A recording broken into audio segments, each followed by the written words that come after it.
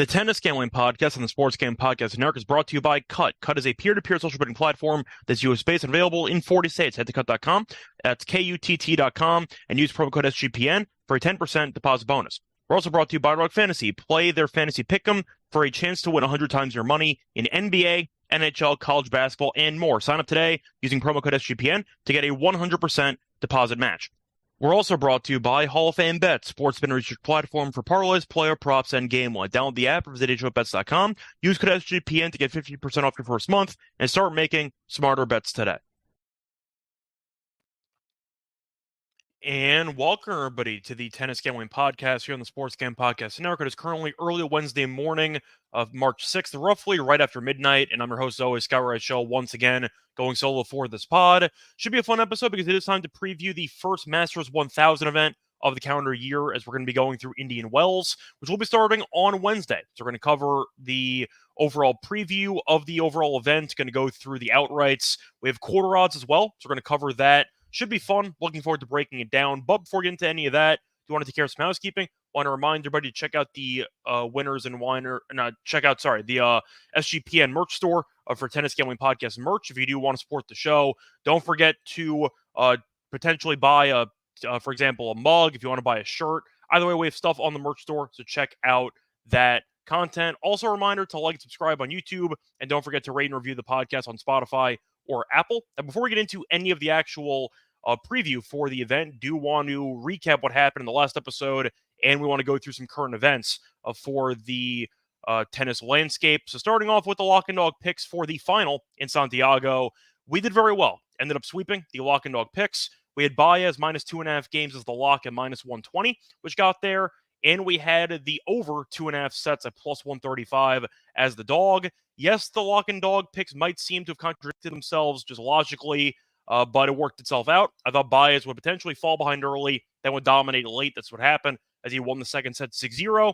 Almost punted away a massive lead in the third set and made us sweat it out, but he got the break there at the end. So ended up getting the win for us, the cover for us, as well as cashing the over 2.5 sets. But that's not all, because we had Baez to win the event, and that was at plus 550. So overall, basically a clean sweep there for the final in Santiago. Can't complain, and hopefully we'll keep it rolling here for Indian Wells. Now, besides that, though, there was some current events that I've talked about. First things first, there was that controversy that happened in the Dubai event, because we saw Rublev get defaulted after having a screaming match basically with the line judge. And initially, Rublev was going to, 1, forfeit the match, 2, lose all of his prize money from the event, and 3, he was going to lose his top 5 spot in the ATP rankings because he was going to lose all of his ranking points. Now, Rublev won his appeal. So Rublev is still going to, of course, end up getting the loss on his record to Bublik. However, he is going to keep the prize money, and most importantly for him, he's going to keep his top 5 ranking spot. So Rublev ended up winning the appeal. I believe he still has to pay a fine of $36,000, I think. But the point is, Rublev ended up basically winning, and as a result, he is going to stay in the top 5. Now, my brief takeaways on this: Rublev at no point apologized or accepted any fault for what happened. And yes, you could argue that the line judge might have maybe exaggerated what Rublev said. You can't go over to a guy mid-match and start screaming in his face. Like, I feel like Rublev still should have apologized in some capacity. Instead, he mentioned how he was thankful to the ATP or the board to actually overturn the decision. He mentioned how he was thankful to all the people that supported him on social media, sending him best wishes. Can you at least apologize for yelling at the guy? Like, I'm not asking for much. I get that you can make an argument the line judge over-exaggerated and potentially sabotaged the end of a good match. Doesn't excuse Rublev's actions. Rublev still walked over and yelled right in his face, which is not acceptable. And there was no accountability taken by Rublev whatsoever. And nobody seems to care, which I find kind of weird. So at least I wanted to mention that. I do think at the end of the day, he should have apologized. He did not do so, but Rublev is going to move on, and we'll see how he does in Indian Wells. Now, the other takeaway I got to mention from current events, we had an exhibition match, which was sponsored by Netflix, between Alcaraz and Nadal. Now, Alcaraz did win. It was an exhibition, did go to 3 sets, and you ended up seeing Alcaraz win. overall, the event itself was fine. It was something interesting. It was a spectacle, and we ended up seeing a pretty entertaining match. If you did not want, I'd say, seriously intense tennis, let's put it that way, because Nadal, you can tell, can't really move at this point, and he's going to be playing in Indian Wells. I'll mention his absurd odds in a second, but Nadal really didn't look great. And Alcaraz, you could tell, knew early on, I got to carry this damn guy, because if I just come out here going as hard as possible, I'm going to kill Nadal. So Alcaraz was going maybe 30% strength, like 40% maybe, just to make the match interesting. It really looked like Alcaraz was not trying, and he just kept Nadal in the match for the hell of it. And then he started trying a bit more in the latter stages as he ended up winning and making the comeback. But the event was fine. I mean, you take it at face value, it's an exhibition between an up-and-coming Spanish superstar or you could say he's already a superstar, and the best, or a top three player of all time, the best Spaniard of all time. So I like the overall layout. I know people were complaining about the commentary. They thought that the commentators wouldn't shut up at any point. So that was a concern for some people with the actual presentation. It was fine, but I'm not going to suddenly go crazy about Nadal looking good against Alcaraz. He didn't look good, just simply put. And I know he's older. He mentioned that his rehab has been kind of hit or miss.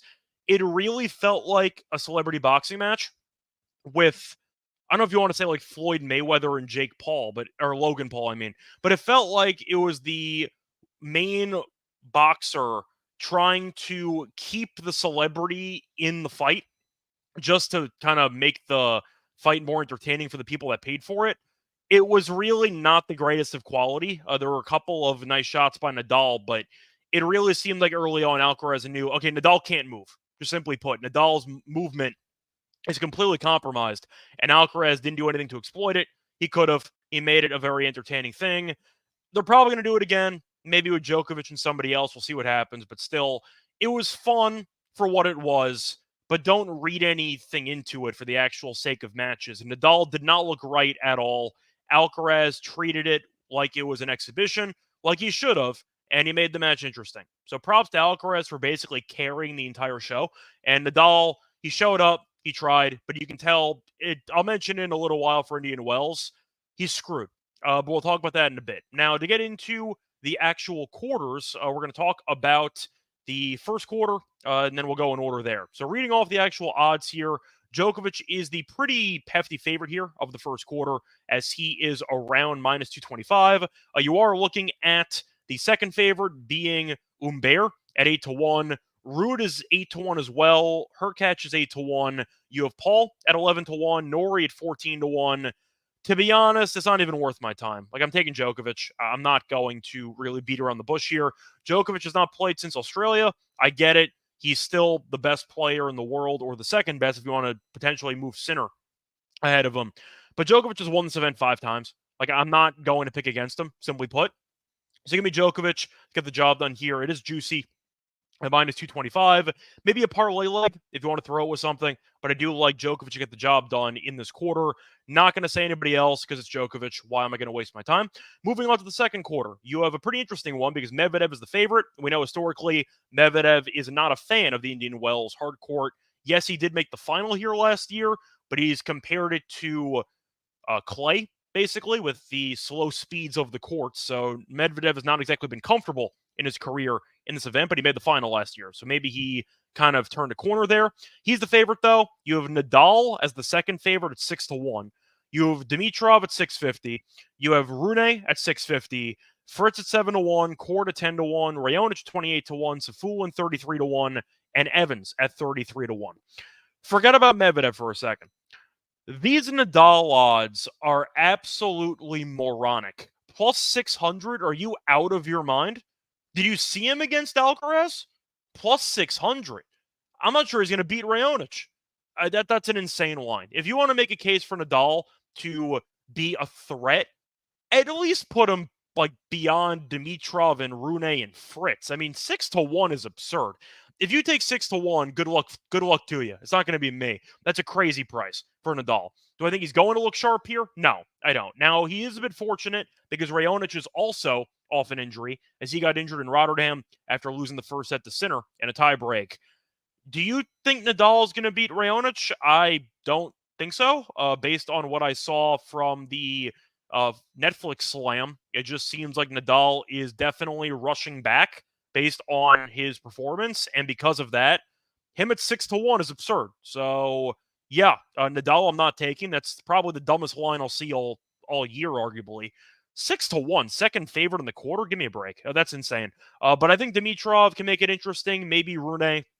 But I do think I am going to go with Medvedev at plus 130 as the favorite here. Did make the final last year, and it is plus 130. So I do think that's a pretty good price for him. Yes, I know historically he does not exactly like Indian Wells, but he did make a final, and it is a good price for one of the best hardcourt players in the world. Give me Medvedev at plus 130 to win the quarter. But I'm not only going to take Medvedev. Give me a former champion. Give me Fritz at 7-1. I think at the end of the day, looking at his current form, yes, he did lose to Arnaldi in Mexico and Acapulco, which is not ideal, but still, former champion does have a bit of a home crowd advantage, so I do think that's going to play a factor, but I do think that Fritz has proven through winning this event that he can get the job done, and that's good enough for me. So give me Fritz at 7-1 as my long shot pick for the second quarter. I also realized, by the way, that I forgot to actually read off the recent winners of the event. So I'm going to quickly do that right now. Alcaraz beat Medvedev last year. You saw Fritz beat Nadal the year prior. Nori beat Basilashvili, and you ended up seeing Thiem beating Federer.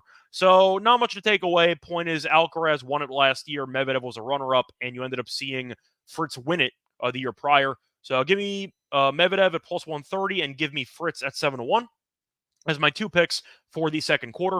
Moving on to the third quarter, you have Sinner as the minus favorite at about minus 175.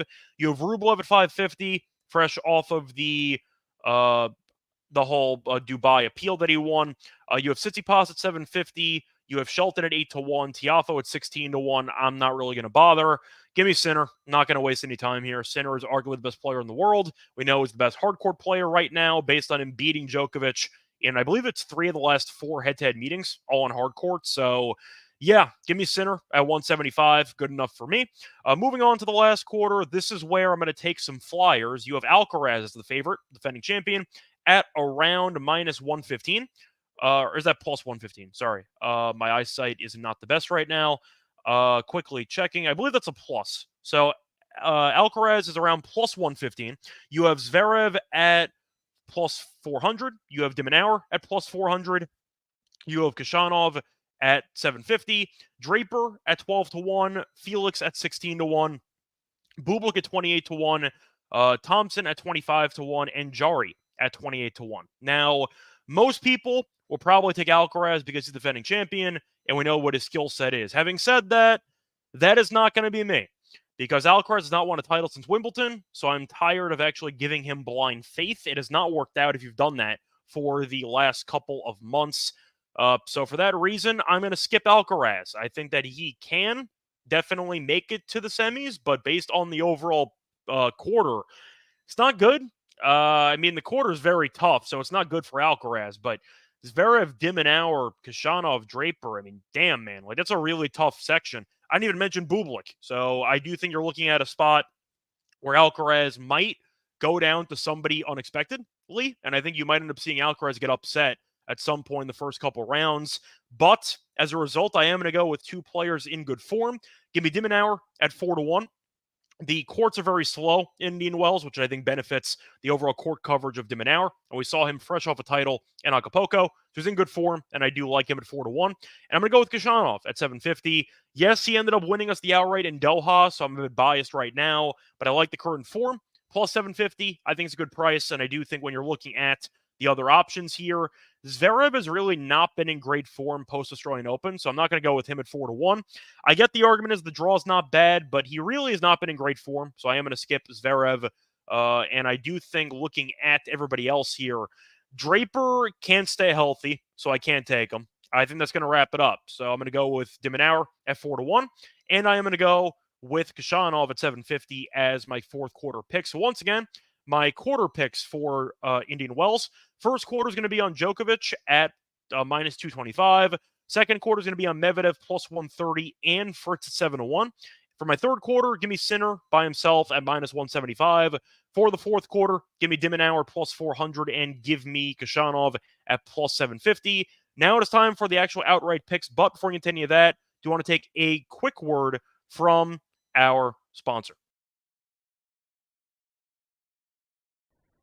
We're brought to you by Cut. Cut is a peer-to-peer social betting platform that's US-based and available in 40 states. Peer-to-peer social betting is the new and better way to bet. Bet directly against your friends or other users on sports, politics, pop culture, and other events with verifiable outcomes, plus a ton of fun social features that give it the feel of a betting social network. Cut offers lower VIG and customizable odds so you can create your own bets. Cut handles the payment side of things, so you never have to worry about chasing down your money. Social features include group chats, betting leaderboards, head-to-head history, user profiles, fan groups, and more. And rewards include getting cash back every single time you bet against your friends or other users. Download Cut today in the App Store over at cut.com. That's Kutt, and use promo code SGPN for a 10% deposit bonus.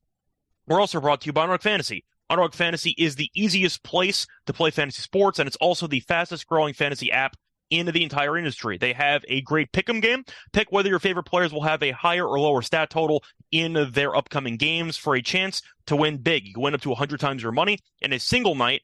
Pick between 2 and 5 players to build a pick'em entry. You can also make rivals picks, which pits 2 players against each other so you can determine which player will have more points.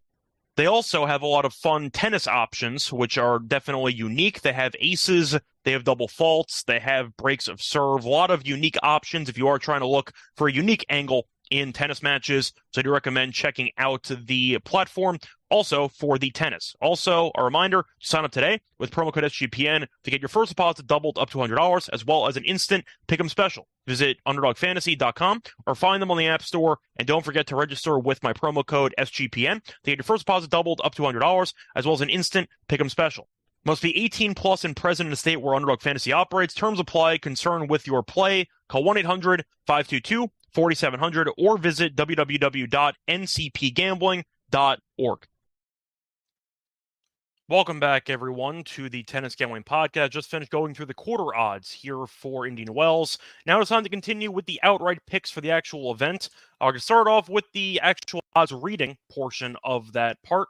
Starting off with the favorite, you have Djokovic, no surprise there, at about plus 175. Sinner's around plus 275. You have Alcaraz at 450.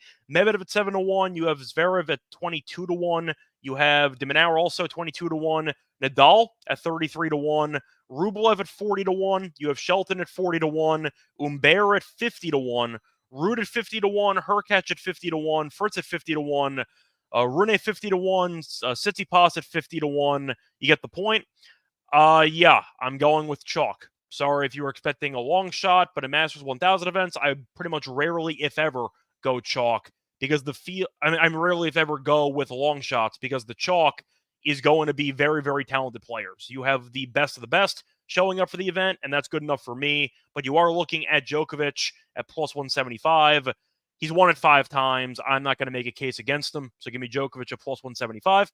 And his draws overall very favorable. He's minus 225 to win the quarter, which is good enough for me. He is the biggest favorite to win the quarter. So that is a good sign for him. And I am going to go with Sinner at plus 300. I shopped around. I found better numbers. Sinner's been a hard court monster. He has barely lost at all in 2024. Has he lost in 2024? I'm actually trying to think if he has lost a single match yet. Point is, he's been rolling, and I'm not going to fade the hottest player on the entire tour, a guy that is phenomenal on hard court. Give me Sinner at plus 300 as well. So that's going to do it, though, for the actual outrights. I apologize if you were expecting a bit of a longer, I'd say, segment there because I just think it's going to be pretty straightforward. I mean, Medvedev is not that comfortable historically in Indian Wells. Alcaraz has not been in good form, has not won a title since Wimbledon. I'm not going to take him at plus 450. Dimmenauer, 22-1. The issue is the presence of Djokovic and Sinner because I have to look at everybody else and say to myself, can you beat one or both of those guys? I don't think Dimmenauer can, so I'm not going to. Now, Dimmenauer did beat Djokovic earlier this year in the United Cup, so I will give him props there. But we saw Sinner beat him in the Rotterdam final, I believe. So I don't think de Minaur can beat both of them. Nadal's a lost cause. Rublev, no chance. Shelton, no. Umber's been in good form, but no. I just think that Shelton and no, I just think that Sinner and Djokovic are too good. Yeah, I really don't have much. If you want to backtrack for my quarter picks, maybe a long shot on Fritz. I'm not going to do that. I think with Djokovic being here and with Sinner being here, it's going to go through one of those two guys, as far as I'm concerned. So give me the chalk. Give me Djokovic at plus 175 and Sinner at plus 300 as my two outright picks. That's going to do it, though, for the actual Indian Wells preview. Now it is time for the lock and dog picks for the matches. But before we continue that, going to have another quick word from our sponsor. We're brought to you by Hall of Fame Bets. Win bigger by betting smartest NBA season with Hall of Fame Bets. Sports betting alerts platform parlays, player props, and game lines that research every NBA and soccer bet historical stats and data. Enter any parlay into the revolutionary parlay optimizer tool to carry it's broken down by leg, as well as an expected probability for the entire parlay. Sort all players by hit rate for any bet to learn which players are hot and which picks have value. Stop betting in the dark and join over 30,000 users researching with Hall of Fame Bets to craft more intelligent, data-driven parlays. Download the app at HOPENY.com. Use code SGPN to get 50% off your first month today. Start researching, start winning with Hall of Fame Bets. Welcome back, everyone, to the Tennis Gambling Podcast. Just finished previewing the outrights for Indian Wells. Now it is time for the lock and dog picks for some first-round matches. Starting off with the lock, I am going to go with a two-pick parlay, two-pick moneyline parlay. I am going to go with Cobolli moneyline, parlay with Mickelson moneyline, and that pays out at minus 109. Starting off with Cobolli, he has been in good form recently, as he has won 5 of his last 7 matches. On hard court, he has been against good competition. He has been solid in Mexico as well. So the point is Cobolli is in good form. He's adjusted to the surface already, and I do think his game can give Baena some serious problems. Baena in general, really a clay court specialist, not good on any other surface, but he has not even bothered to try hard court in the last couple of months. His last hard court match, Australian Open. So with him adjusting to a new surface and with him not being good on the surface in general, I do think Cobolli is going to have the firepower to just simply put out hit Baena. And Baena, we know, is not a good server. He's historically speaking an objectively bad hardcore player. I think Cobolli capitalizes. Give me Cobolli moneyline as the first leg. Second leg's for Mickelson. He's won 3 of his last 5 hardcore matches. Did lose to Paul and Thompson in 3. Should have beaten Thompson, absolutely punted that match away. So he should have won 4 of his last 5, and Thompson eventually won the tournament. So Mickelson has been in good form. We saw him beat de Minaur comfortably on hard court in Mexico. So I do think Mickelson is, of course, going to be more comfortable to the hard court compared to his opponent in Munar. Now, Munar has been pretty decent on clay. Also, a Spaniard who's a clay court specialist. He has not played a hard court match since January 29th, so it's been over a month. Good luck with the transition. I think he's going to struggle with it. We know Munar is not a good server whatsoever. Mickelson, I think, is, and I do think that his game with the firepower is going to translate better to the hard courts here than Munar's. Yes, the hard court is slow. I get it, but I do think Munar is definitely the inferior player here. Give me a moneyline parlay with Cobolli and Mickelson at minus 109 as my lock. For my dog, I am going to go to a moneyline price in a matchup between Safulin and Evans. Give me Evans on the moneyline at plus 144. I don't really understand why this line is so steep. Yes, Evans has not been in great form recently, but neither is Safulin. Safulin's been a mess, and I'm a fan of both these guys in general, but Safulin's lost 5 straight. He's been in really bad form. Yes, against good competition, but still, one of the guys he lost to was coincidentally Dan Evans. They faced off in January, and Evans did beat him on hard court in straight sets. So you're going to give me a guy that just beat the same opponent about a month ago, or a little bit over a month ago, and it's plus 144 for the rematch, which I find kind of weird. And the courts in Indian Wells, once again, are very slow. The benefit's Evans, because Evans, we know, is a backhand slice guy. Yes, he does have a one-handed backhand, but he does typically use the slice as his main choice. I think these slow courts will benefit Evans. Safulin's got firepower. I get that. But Evans can prolong rallies. Safulin can get a little bit wild with the unforced errors. And I do think that Evans can keep Safulin off balance with his consistency and with his ability to charge the net as well when needed. But I do think at the end of the day, giving me a guy who I know is not in great form in Evans, but with Safulin losing 5 straight, He cannot be this big of a favorite. I think that Evans, who just beat this exact same opponent about a month ago, getting him again at plus 144 is a very, very good price. As a result, I am going to go with that. I think that's a good price. So once again, my picks for the show. The lock's going to be on Kaboli moneyline parlayed with Mickelson moneyline at minus 109, and my dog will be on Evans moneyline at plus 144. That's going to do it for the actual show, though. I know normally for Masters 1000 events, we do an episode for every round. However, I'm actually going to be out of town. I'm going to Florida, so I'm not sure what my recording schedule will be. I might have to skip a round or two. I should be coming back on Monday. I'm leaving Thursday afternoon, so I might be missing a round or two. Of course, Indian Wells wraps around to the following weekend, not just this weekend. So we should be missing a couple rounds. We're back, though, for the last couple rounds, so find me when I return. I'll also be on the NBA show, the MLB show, the WNBA show. You get the point if you follow the network. And until next time, good luck to all of you and all of your bets. Bye, everyone.